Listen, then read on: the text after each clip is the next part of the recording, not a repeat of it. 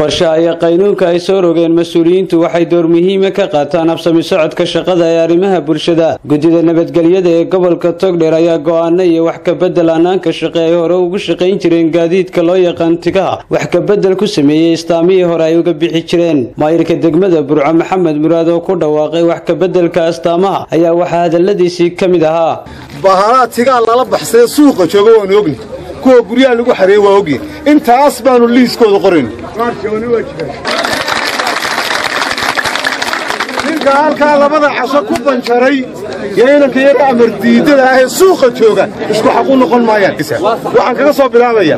istaanki seyladu halku aan jiray istaanka seyladu waa ka rarnay wadada yuuro leeyahay dhagaxa sameeyaan arag halkaas tagay salaamo horteeda istaa halkan ugu sokaysay dawladda hoose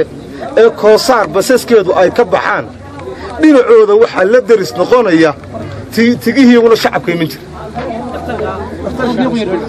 inta shacabkii dhakhtarkii qoyardaga ayaguna waxay la mid noqonayaan abko qolada koosaar bay la joogayaan dalmar cali darmal dabadiisa waxa ka bixi doona tigihii qaban jiray Saleebaan kulul iyo Jarmalka maxaa haray qoladii Maxamed Cali libaaxiyada dabadooda ka baxay laamiga iman maayaan halka joogay istaanka balaasa halka wadaadkan Kawsari Cabdihe waa bortiisa fadhideen waa ka kacaysaan bridge-ka deero bridge afkiisa tagaysan afka hore waqooyiga xiga halkaas tagaysaan banaanka halkaas tagaysaan hoodan qaylo waxay ahayd halka عضياشي حنانه ودحيسا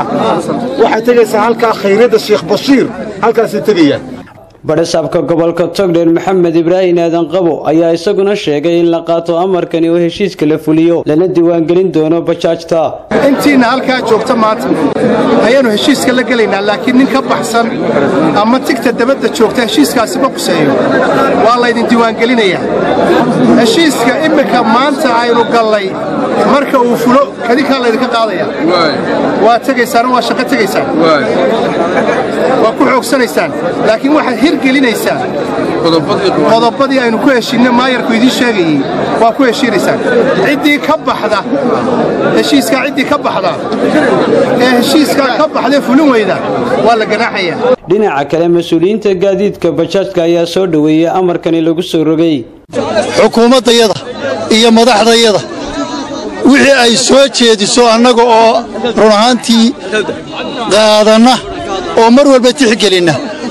laba qodob oo ay imika nagu soo baxay oo qura baanu ka cabanayna labada qodob waxa weeye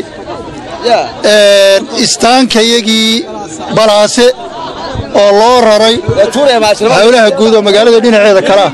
halkaas oo aanu aragnay inay naga fog yihiin dadkii aanu qaadi jiray oo magaaladiina laga saaray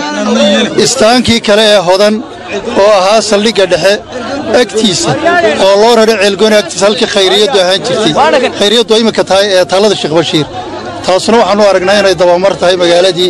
aanu isaguna noo cuntami karay labadii cisho ee u dambeeyay ayaa gaadiidka yaryar ee loo yaqaan bajaajta lagu xareeyay xarunta qaybta booliska ee Burco iyadoo yaraatay dhaqdhaqaaqii ay ka wadeen gudaha magaalada Burco waxaana ay keentay in go'aano la soo saaro Khadar Cabdirasaaq Saleebaan shabakada caalamiga Wanaag News magaalada Burco.